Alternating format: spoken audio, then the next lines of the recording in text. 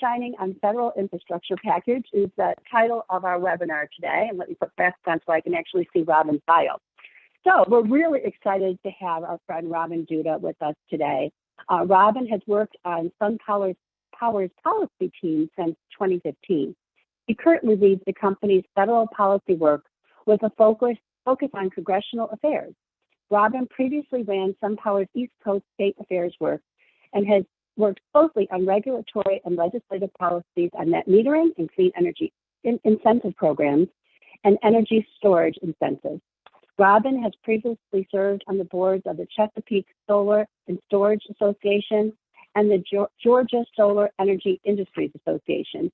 He holds a graduate degree from the University of Delaware's Joseph R. Biden School of Public Policy. Originally from New Jersey, Robin currently resides in Washington, D.C. Thanks so much for taking the time, Robin, and I'm handing the mic over to you. Well, thank you, Leslie. And, I didn't want to call out too much, but, I'm also really proud of some of the early Illinois solar policy work I got to do. Right after the Future Energy Jobs Act passed, it seems like way back when, the end of 2016. We think we've had a couple lifetimes since then. Good afternoon to everyone. Good morning if you're on the West Coast by chance. My name is Robin Dutta. I am SunPower's lead federal policy person. I am based here in Washington, D.C. I can see the Capitol from my living room. So, try to keep an eye on things as best as I can. What I'll talk about today is, a lot of what's happening. And what I really want to do is cut through a lot of the noise, because for as difficult as Illinois politics is, and it only gets harder, the federal side of things is more complicated, but has so many parallels, especially in its difficulty in trying to get good legislation and clean energy legislation over the finish line. So what I'd like to do is try to deconstruct and kind of cut through all of the news and try to help explain what's going on, what's a proposal, what isn't, what are we expecting to get passed into law, what aren't we expecting to get passed into law, and what in all of these very complicated and intricate infrastructure legislation, infrastructure packages, do you want to care about, and what's actually going to help your business. So, I'll walk through, start with the American Jobs Plan. We'll talk about infrastructure, talk about the two bills. We'll talk about what's really important in the reconciliation package. I'll talk about the timeline. When do we think this is all going to get done? What you can do to help get it done. And then I'll be more than happy to take your questions. As Leslie said, the chat, I've got a second screen. So I've got the chat up. So if you ask questions during, I will try to incorporate answers if I can as I'm presenting, but if not, I'll get to your questions at the end, time permitting. So with that, we'll jump into things. So for me, it feels like a long time ago, but just at the end of March, President Biden announced his American Jobs Plan. This was only a proposal. It was a fantastic proposal, and I think we can call it a bit of a clean energy wish list.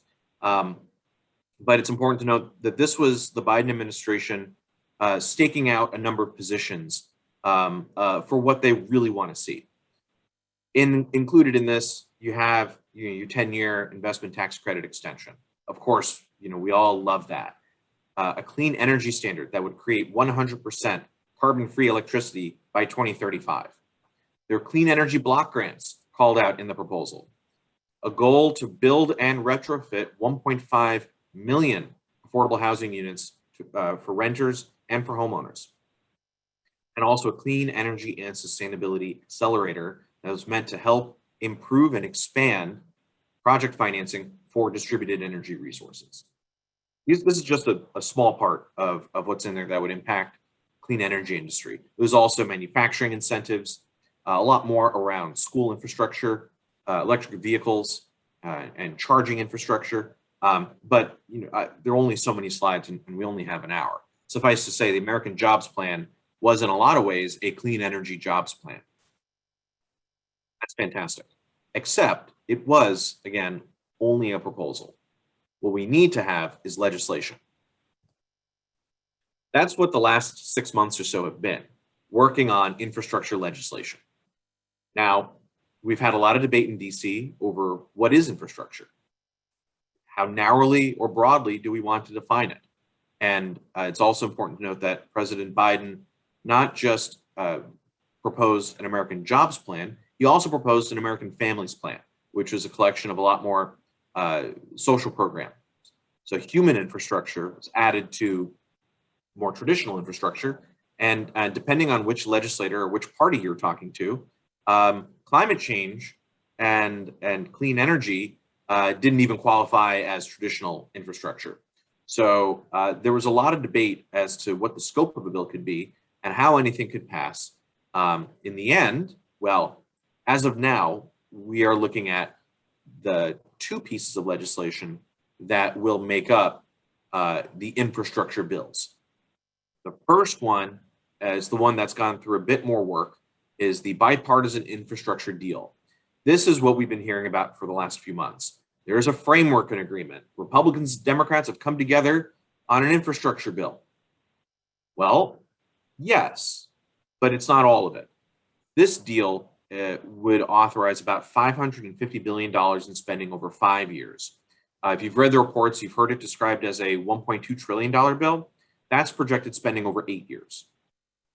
So it depends on how you're scoring it, how you're projecting it. I tend to look at it as what's the actual authorization that it would provide, what's the near-term impact, and when you look at the dollar amounts, that's about $550 billion over the next 5 years. It also doesn't include really much of anything for clean energy, I should note. It's your highway funds, it's Amtrak, it's mass transit, help to improve and repair bridges, tunnels, airports, waterways, ports. There is a section for electric vehicles, which I'll get to, but really very little. There's some energy, but very, very little clean energy. The second piece is what Congress has done a lot more in the last couple of weeks on, and this is called the reconciliation package. I'll go into more detail on what reconciliation is and how it's useful as a tool and how it can also complicate things. But again, just as for the overview, you've heard it talked about as $3.5 trillion in total spending. This is a collection of pieces in the American Jobs Plan and the American Families Plan that didn't get into the bipartisan infrastructure deal.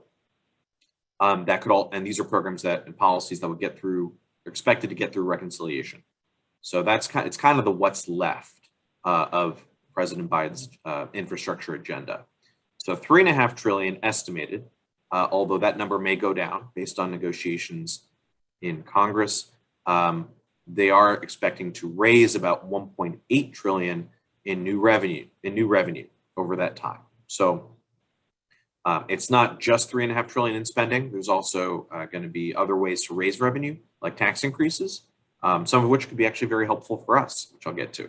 But that's kind of the top line two pieces of infrastructure legislation.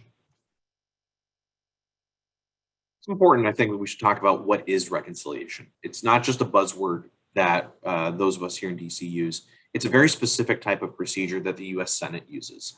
And it's meant to pass budget-related legislation so that you only need 51 votes to pass. Now, you see that everyone following Illinois also sees that when you're moving legislation through the chambers, it's not just, here's the bill, and it's on the floor, and you vote for it. It's never that simple. You have various steps where you're voting on amendments, where you're voting to, there's debate. You need to vote to cut off debate. Maybe you need to, send it back to committee. It's got to go through both chambers and all of that. And then eventually you vote for the bill. The US Senate can work like this, where you vote to begin debate, you vote to end debate, and those votes require 60 votes. Democrats only have 50 members of their caucus. And then the vice president, Kamala Harris, would be 51 in the event of a tiebreak. But if you need 60, 51 and 50 doesn't do the trick. So if members of the Republican caucus don't also vote for some of these procedural motions, like ending debate on a bill, it can't move forward. This typically is referred to as filibustering in how it's practiced today. If you go through reconciliation, you don't have procedural votes that require 60 yay votes. But you can't just have any type of bill go through reconciliation. This is meant to be budget. Budget means spending programs. So you can't have policy. I'll give a good example of what that means, what can get in, what can't get in. But just to say on this process, the Senate parliamentarian is the person who's going to say, all right, I'm reviewing this draft legislation. Here, okay, this can get in, this can get in, this is spending, this is germane. This is really policy. You tried to write it in a way that could work, but I don't think this does according to the rules, and so this has to be taken out. So that's also important to know. You can't just put anything in. And as I said, with the 50-50 split in the Senate, if you're trying to pass something as ambitious as infrastructure legislation, you can get a lot done. You can only do one per year. So again, this is limited. But even with those limits, it can be quite powerful. So first, let's talk about what's in the bipartisan infrastructure deal. I said there's really nothing in regards to clean energy. And if you look through it, you really don't see anything. Now, when I mean that there's nothing for clean energy, I don't mean that none of what's being allocated here and appropriated would benefit clean energy. It very well might. But you don't have the legislation calling out and saying, okay, here's this billions of dollars that's going to clean energy programs, because there aren't those. But what you do have is money that's going to go to Amtrak and local public transit, roads and bridges and other types of major projects, as I was saying. Drinking water infrastructure. Just over in Michigan, it's not that long ago, there was the whole Flint, Michigan lead water pipe crisis. Well, there's $55 billion to replace lead pipes that carry drinking water. There's another $21 billion for environmental remediation. I should note that while there's power infrastructure and grid authority funding here of $73 billion, those of us who have looked into this more closely doubt that there is actually $73 billion. There's some very important transmission sections for building new transmission, which will be very important, especially out west, to interconnect and allow for more clean energy and larger renewable utility scale projects. But it's more about providing authority than it is directly appropriating. And again, since this is the bipartisan bill, you can pass policy. Electric buses and transit and EV infrastructure might be some of the more direct pieces that would involve clean energy and solar and storage, just because if you're going to be deploying that much in the way of new electricity, you probably want to have some on-site generation, and especially if it's solar and storage. I'm biased, but that's probably the best. You want to have that to offset some of that additional load. Let's talk about the the budget reconciliation framework. There's no legislation just yet. There's a framework of ideas and topics that we expect to be in there, but this bill is currently being written. As I said before, about $3.5 trillion in spending. What's included? ITC extension, addition of storage to the ITC, funding for school infrastructure, unprecedented investments in public housing, including green and sustainable housing, environmental justice and climate resilience investments, more clean energy resiliency investments, and of course, for native lands, energy, climate, and resiliency programs. There's definitely much more of an emphasis at the federal level now for not just deploying clean energy, but deploying resilient energy systems. And we see this just in the top line. What I include here, a lot of these I took straight from documents that have been circling among Democratic lawmakers and that are also public, so that you kind of see where they're thinking. But we also don't have any more detail than this right now. In multi-year ITC, we don't actually know how many years are being proposed just yet. There's a lot of detail still to be filled in. So let's talk about that. With ITC extension, what are we looking at? Well, we do know that there's two big bills that are going to influence what final version gets into the infrastructure package, into reconciliation. Senator Ron Wyden, who is the chair of the Senate Finance Committee, introduced his Clean Energy for America Act earlier this year. And it's already passed the Senate, and it's awaiting action on the Senate floor. So it's one of those bills that is primed to be included in an infrastructure package. This bill would restructure the entire clean energy tax credit part of the tax code. Senator Wyden, Chairman Wyden, strongly believes you need to simplify it. It should be about zero emission technologies so that you don't have line items for different technologies. If you can meet the zero emission target, then you should be a technology that's included. We shouldn't have to pass new pieces of legislation just to add individual technologies. That's great.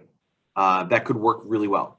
But we are talking about restructuring the entire tax code then to do this, which any kind of transition from one system, from one structure to another does come with risk.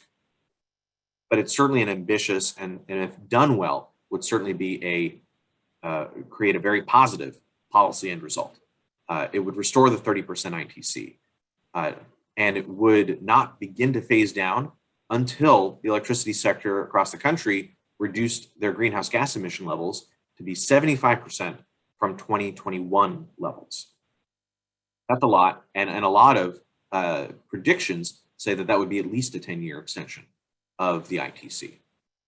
Congressman Richie Neal was the lead co-sponsor on the Green Act. So the House of Representatives has their version of all this, the Green Act, and it keeps the current tax code structure in place, but it also restores the ITC to 30%. This bill only extends it to 5 years, and then there's the phase down on the schedule that we know. So after 30%, it goes to 26, then 22, and then for your corporate ITC, that's section 48, it would go down to the current permanent 10%. And if you're in residential space for customer-owned systems, you'd be using the individual, your customer would be using the individual solar ITC, and that goes 26, 22, and then to zero. Oddly, because both tax credits were created at different times, one has a permanent credit and the other does not. So one of the things that we do face a phase down, we'd be at least trying to make sure that both phase down to 10% and neither one phases out completely. Things that we could also very likely see: energy storage, microgrid transmission could become eligible for the ITC. Something that's in Senator Wyden's bill and that came from with very specific lobbying and very good data and quantitative details from the solar industry, and with a lot of credit to our friends at the Solar Energy Industries Association. They were able to get help get senators to introduce amendments to add interconnection costs to the ITC. This would be for systems up to 5 megawatts in size. Obviously, that'd be a big deal. I'm well aware of all the interconnection issues in Illinois. Not the only state dealing with this, but it's certainly acute. This might be something to help the interconnection issue. And while I did talk about a phase down, what we're really going for, at least a 10-year extension at the 30% level. We're going to meet the climate targets that we need to. We're going to meet the deployment goals that we have to. We're going to need the strongest ITC policy possible. 10 years at 30%, that's worked well for a long time. No reason we shouldn't get back to that. There's also this clean energy payment plan, and this is much more of a mixed bag, and I'll talk about why. So Illinois, you've got all the procurements and all the programs that the IPA does administer, and Future Energy Jobs Act increased your renewable portfolio standard. That's great. That's mandates on the utility to procure a certain amount of renewables, and thankfully a lot of that is solar. there's a lot of talk about trying to do something like that nationally. It often gets called a clean energy standard. So a little more expanded from renewables to include nuclear, to include carbon capture technologies that even with paired with fossil fuel generators might qualify for something. That's just a reflection of the difficult politics that we face. But any clean energy standard is going to mostly deal with mandating procurement of renewables. So on the whole, just looking at this practically, it'd be a very good thing. But you have to create a mandate if you're going to use kind of the traditional clean energy standard policy structure. This would be included in reconciliation. You can't have a mandate because that's policy. So that means you have to create some sort of alternate structure that might be able to get through reconciliation. To that end, a lot of creative thinking has gone into this, and here's what some of the current proposal is. I'll go through this and then I'll kind of give my own 2 cents and kind of the SunPower position on this, just so you all are informed on the policy proposal. This is a plan, and it is a payment plan that would incentivize utilities and any retail electric supplier to reach an 80% clean energy goal by 2030. Certainly a laudable goal. How would they meet that? Payments from the federal government would be given to utilities to offset the incremental costs of meeting these clean energy goals. Zero emission generators and low emission generators, I would assume this would be some sort of biofuel, would be able to qualify as clean energy. Before I talk about the last bullet, let me just also say, all we have here is a proposal. It's very high level. We don't have legislative language on this either. So there's a lot that we don't know. There's only so much that we can infer and speculate. But when we have enough, it's this very overall policy structure. This, if you're going to incentivize utilities, there's certainly a lot that they have to do as part of any kind of climate change response and fast clean energy deployment. But, speaking from the private sector, we certainly believe very much in competition. And for any utility scale members in ISEA, you also want to make sure that you have the opportunity to compete and bid and then build solar and storage, maybe even wind systems. And if the utility is doing all that on their own, then you don't have much of a private market. You certainly don't have that much in the way of competition. We don't necessarily see guardrails around this kind of proposal. And so you have some issue there. A big issue in our mind and a big gap in such a proposal is what I put here in the last bullet. Distributed energy resources are basically not included in the proposal as far as it's been released and discussed.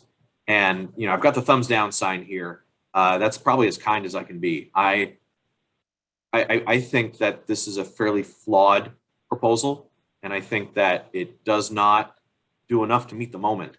It certainly doesn't do a lot to support the solar industry, the storage industry, and I do worry about what it would do, what harm it would actually do us if it were to pass in the form that's been currently described.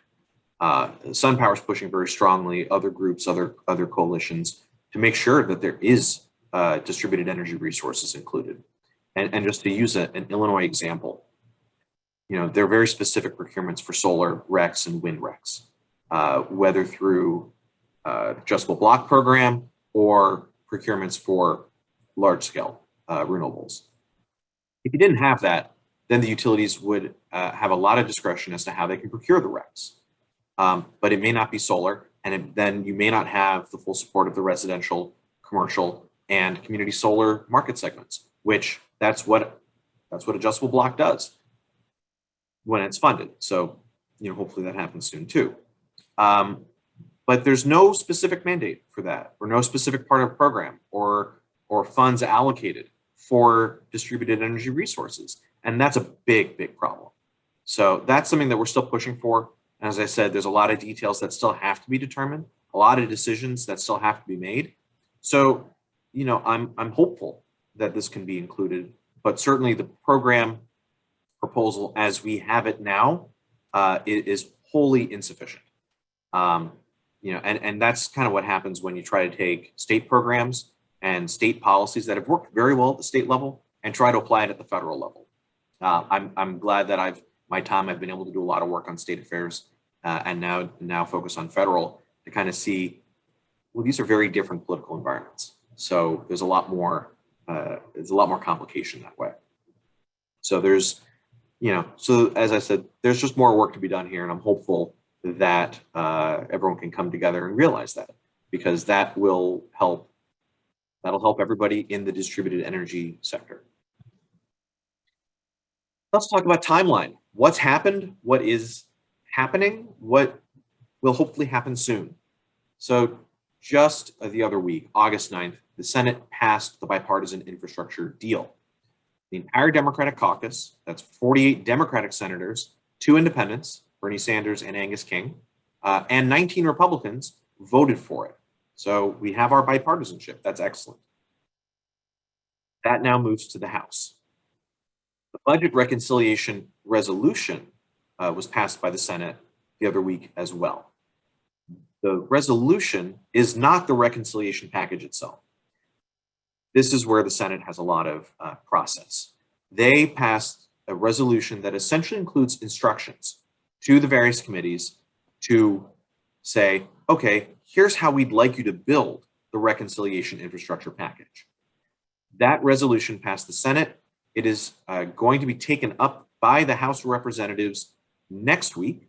There's certainly some drama happening around there if you're following DC politics closely. But we are hopeful that the House passes the budget reconciliation resolution next week. Later this fall, we do expect, Congress will turn their focus to making sure that both packages pass and go over to the White House for President Biden's signature. The Senate will continue their painstaking work on the reconciliation package once the resolution is passed.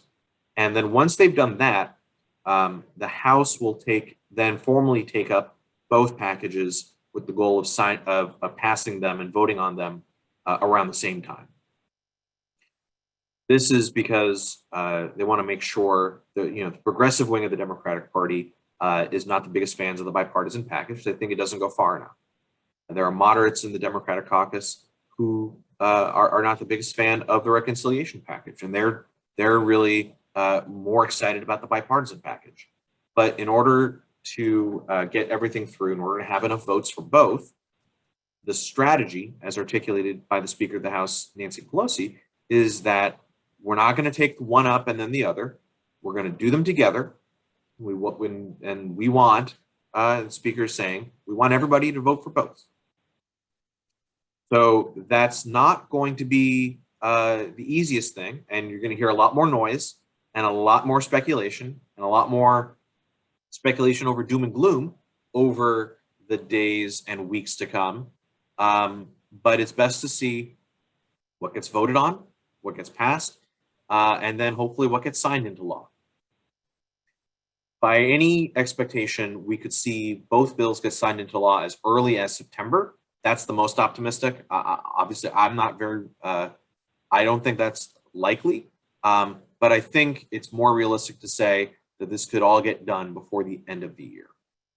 Congress never seems to go all that quickly. So if you had to take a guess, you tend to go with the later timeline. But as they're working on all this, how are we going to make sure we get our stuff in there? Well, they say all politics is local, and that's incredibly important because members of the House, U.S. senators, they want to hear from people that they represent. They want to hear from companies that they represent. They want to know that policies that they're considering are important to their constituents and that it's going to help. That's perhaps the most important, help their constituents. ISEA and Leslie are already doing an amazing job engaging at the state level and also engaging at the federal level. Leslie already mentioned she was able to have a sit down with Congressman Sean Casten. Representative Casten is in the middle of all things energy, has a clean energy background himself, and has already been a very strong supporter. But his support and his recognition of our issues isn't enough. We have to make sure that everybody in the Democratic caucus, at the very least, understands what is important, what is good policy, and then prioritizes it. Pretty much everyone seems to support an ITC extension. But when you're trying to fit everything into a $3 to $3.5 trillion bill, and everyone wants to throw in the kitchen sink, $3.5 trillion suddenly doesn't seem all that big. And so now you have to prioritize. What do you prioritize? You tend to focus on what your constituents say is most important and most impactful. So with solar companies, you can host elected officials, get them to your office if it's safe to do so, to the project site also if it's safe to do so in our COVID environment. You can also set up virtual meetings. Everybody's working on Zoom these days. I live literally 2 miles from the Capitol, and all of my meetings are still on Zoom. It's just what it is right now. The Capitol is not widely open, and will probably be some months more before it is, in the best case, just because of the spread of the Delta variant. Other ways that you can make your voices heard: letters to the editor and op-eds. There are oftentimes campaigns around, calling and writing letters and coalition letters to your members of Congress and to your U.S. senators. It's important that you get involved, that your company be on the record saying, I want to see a 10-year ITC extension. And it's not enough that you hear, okay, that's the industry position. That's great. It's not just the message sometimes, it's also the volume of the message. And if it's a constructive message, then it's good to have that volume be high. You don't just want to be screaming at the legislators and at Congress. You want to say, please do this. This is going to help us. We need the ITC. We need a better clean electricity payment plan. We need more funding for clean energy, because this is what we can do with it. These are the jobs that we can create. This is the resiliency that we can add. This is the peace of mind we can give homeowners. If we, say it's solar and storage. If it's for businesses, we can save them money. We can offset demand charges.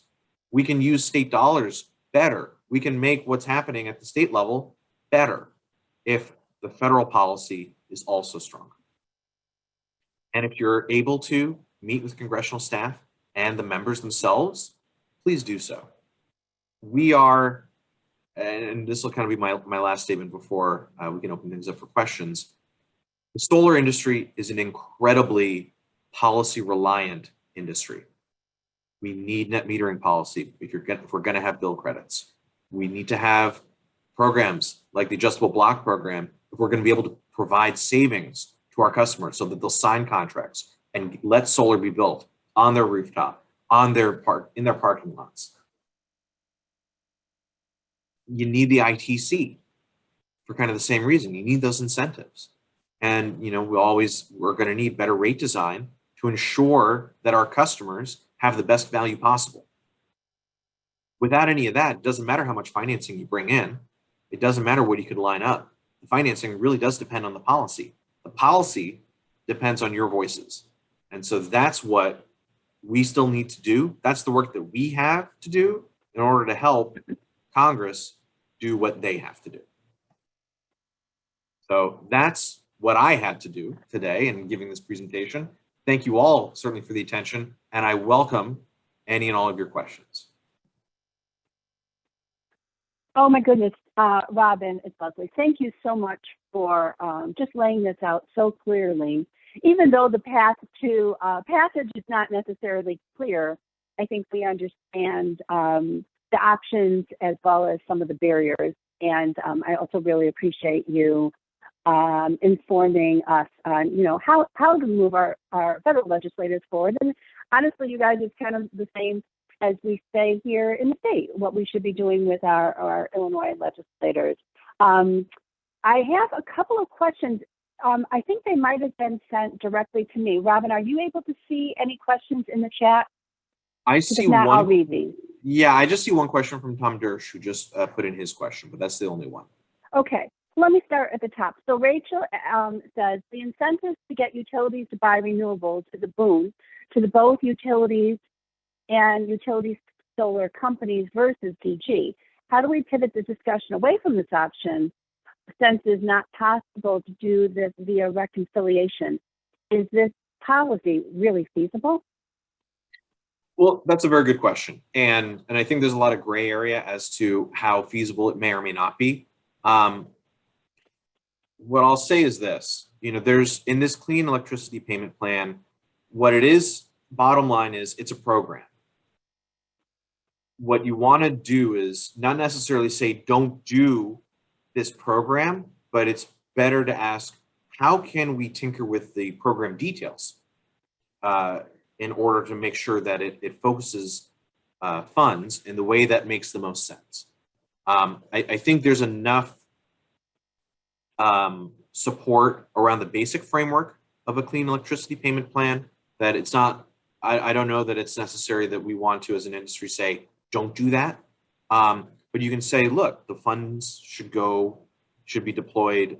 First of all, utilities, they're going to be doing things, should only receive funds for certain things. Make sure it doesn't go to shareholder value and such. It shouldn't just go to their bottom line. It should be used to fund projects and not Robin, fund projects. Sorry, Leslie. How's this? Can you hear me? Leslie? I can hear you, Robin. I'm going to text Leslie, make sure she's connected. Okay. So with the clean electricity power plan, I think what's best is to say you want to make sure that if utilities are going to receive funds, that they are for worthwhile projects and also for lowest cost plans. If they can procure energy and let's say RECs from private systems, from through PPAs and such and bilateral contracts, well, that's a least cost. They don't have to spend a lot of their money. Maybe they don't need as much in the way of payments. But there could also be other capital infrastructure that they should be doing around maybe grid modernization and other kinds of grid management. So you could do that. And I don't know that becomes then that basic boon to the utilities at the expense of our industry. At the same time, you can say, but not all the funds should do that. We should have a set aside of, I'm going to make up a number, $40 billion that should go towards directly incentivizing distributed energy resource project deployment. And within some of the coalitions that SunPower is a part of and conversations that I'm a part of, we look at that to say, look, Department of Energy could certainly do this. If they received a nice bucket of funds to say, focus on distributed energy deployment, they can then deploy funds in a way that maybe, it helps to support some of what's happening in states that have already maturing markets like Illinois. You already have adjustable block, you already have solar for all, but is there a way that some federal funds could enhance those programs or maybe fill a gap that those programs aren't able to meet in terms of policy and deployment? You can also then deploy funds directly to projects or perhaps to state energy offices in states that don't have a robust DER market. And I'm thinking just states south of Illinois is just some example. And in the Midwest and maybe even in the Mountain West. So use the funds in a way that help create 50 state markets, as opposed to, we kind of have our top 20 markets. So that would be the tack that I would take, and frankly, the one that I am taking in doing the SunPower's work. Best not to poo-poo a full idea and more to see how can we adapt it in a way that actually can work really well for us. That's great. And I'm sorry about the note on technical difficulties. Apparently it was on my side. So everybody got your words of wisdom, Robin. So sorry about that. I had to dial back in.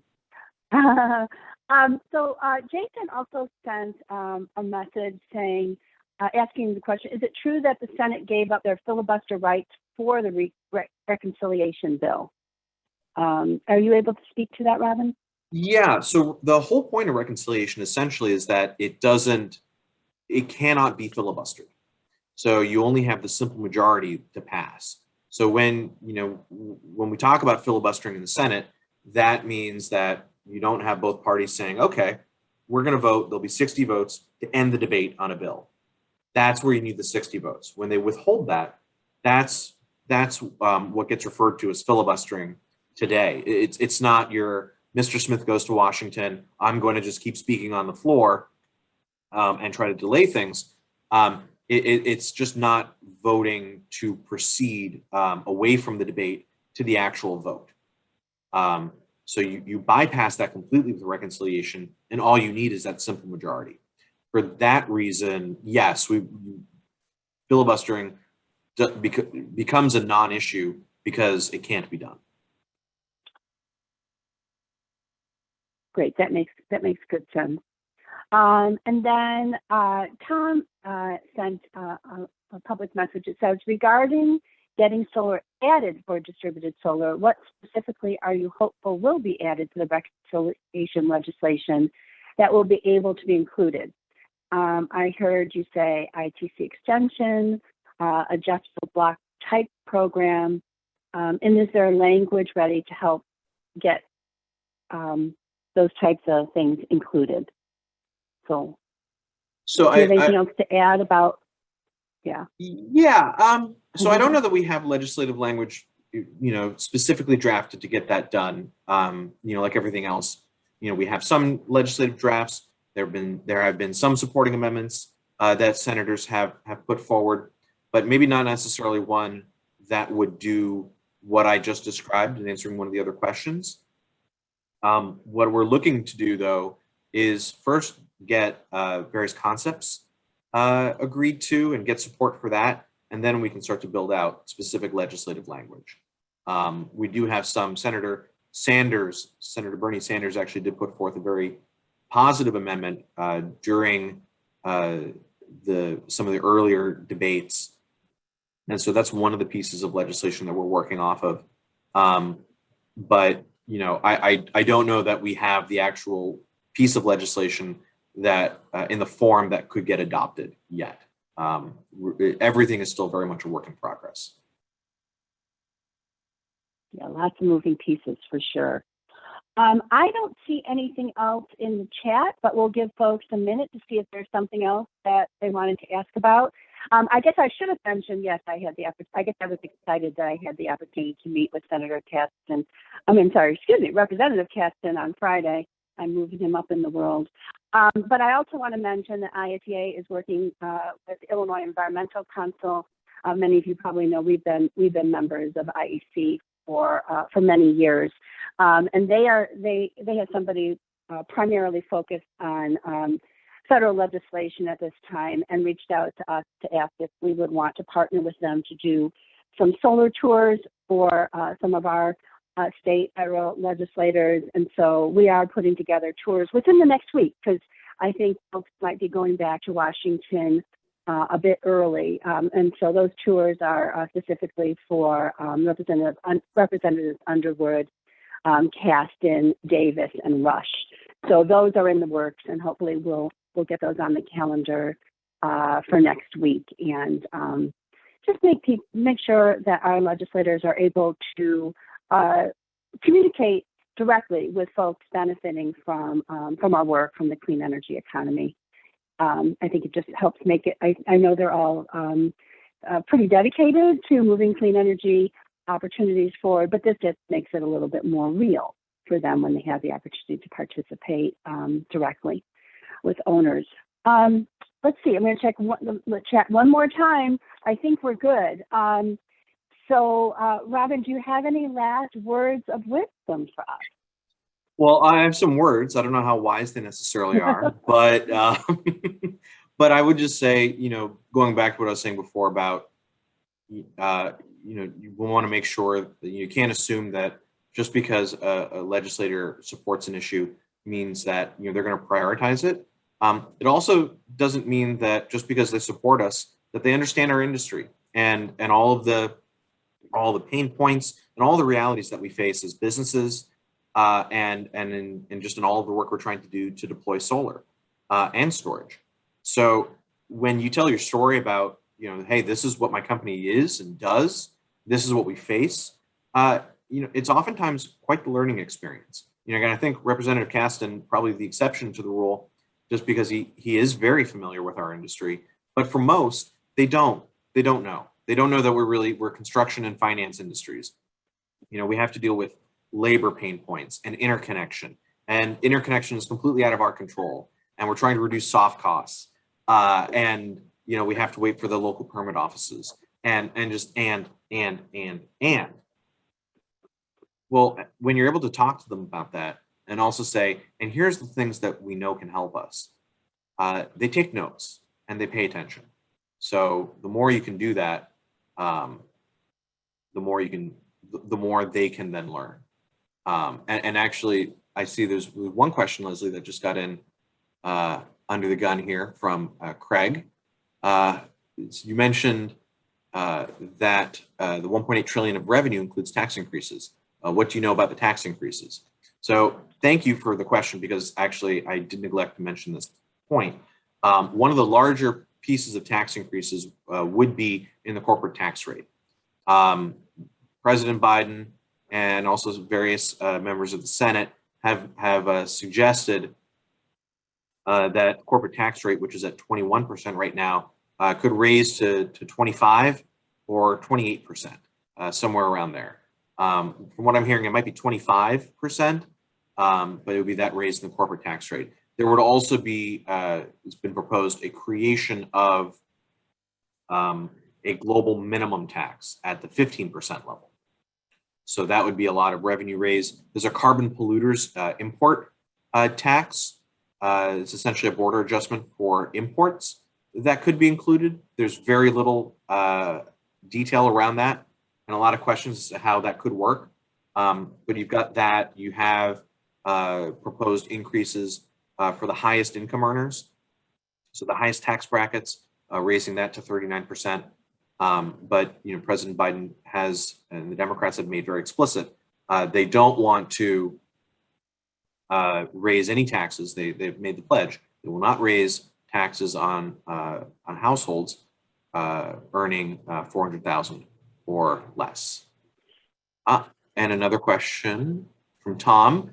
Several businesses do not have profitability due to depreciation and hyper-competitive conditions, employing people with good benefits. These businesses therefore struggle to benefit from an ITC that is capable. Just thought, need ability to apply to an ITC to payroll taxes or receive SRIC revenue in lieu of an income tax credit. That's an interesting idea, Tom. I don't know that any kind of tax credit could get converted to SRECs, but an idea, and I apologize, I neglected to mention this, an idea that's being pushed very, very strongly is the idea of making the tax credit refundable, so that if you don't have the tax liability, you would still be able to take the full credit, the full value of the tax credit. With everything going on, I know that's such a big deal, and I apologize for missing that on the first go around. It commonly is being referred to as direct pay, where when the company files their corporate tax returns, or the individual, or not the individual, sorry, the company would be able to, even if they don't have the full tax liability, let's say they tax liability of $50,000. I'm making up numbers. If it's 50,000, but they are taking ITC credit that would have a monetary value, let's say at $80,000, they would still get the $80,000 in ITC credit, because that credit is fully refundable regardless of that entity's tax status, tax liability. So that would be the way around the issue that you mentioned there, Tom.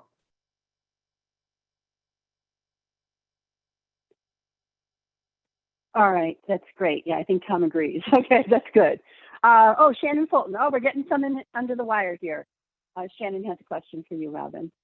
Yes. Hi, Shannon. And yes, there is an effort to try to extend the direct pay option to residential homeowners. I'm part of some of those conversations, actually. That's much more complicated to make a tax credit, an individual tax credit, refundable. So I know there's a push to make it directly refundable. If I had to prognosticate, I would say that if we do get something along those lines, it would be a program that, while not making the 25D tax credit directly refundable, might help convert that tax credit into a cash grant. I think that there's a lot of logistical administrative issues with making the individual tax credit directly refundable. We've heard that from staff. SunPower is part of a coalition of nearly 20 companies that work in the residential customer-owned part of the market, whether loan providers or direct payments and such. And what we've heard from staff is that that's incredibly difficult to do. It's very difficult to manage because you can't audit homeowner, or you can't check the amount of credit that they're going to get unless you audit them. And that's just it seems to be a nightmare from what the IRS stance is. So we're trying to find a workaround for that so that we have the same outcome, even if it's a different process. That's great. Okay, I think I'm now thanking you. And I just want to add my sincere thanks, Robin, for reaching out, offering this opportunity to our members. Yeah, really well done. I agree. Just really, really helpful. We will continue to work to put our shoulder to the wheel on the federal level also, and stand at the ready for any ideas that you might have that we can move forward. Absolutely. So once again, happy to provide them. Leslie, thank you so much. My pleasure to come back into Illinois for a little bit. Yeah, we missed you. So thanks again. I have one commercial before everybody jumps off. The Education Association, so our sister organization, is hosting again. I think it's our 12th year. Maybe we've been doing it for a dozen years. The Illinois Solar Tour. It's the last Saturday in September. It's when folks open their homes and small businesses so others can learn from their peers. If you guys can help us reach your customers, we would really appreciate that. There you go. Nicholas, right on it, you guys. We would really appreciate being able to find more folks. I think we have about 50 homes signed up, but we know that there are many, many, many more. And I think people who have solar love to talk about their solar. So you'll see another email from us in the near future asking for your help reaching solar homeowners. So talk about educating people. Let's educate all the people, our federal legislators, our state legislators, our county officials, our mayors, which is what we're working on with the solar at work instantaneous permitting opportunity that we've been talking to you guys about, as well as consumers. So, all right, it takes a team. Thanks everybody so much for your good attention today. And Robin, I hope that we'll be working closely together moving forward. My pleasure. Thank you, Leslie. Take care, everybody.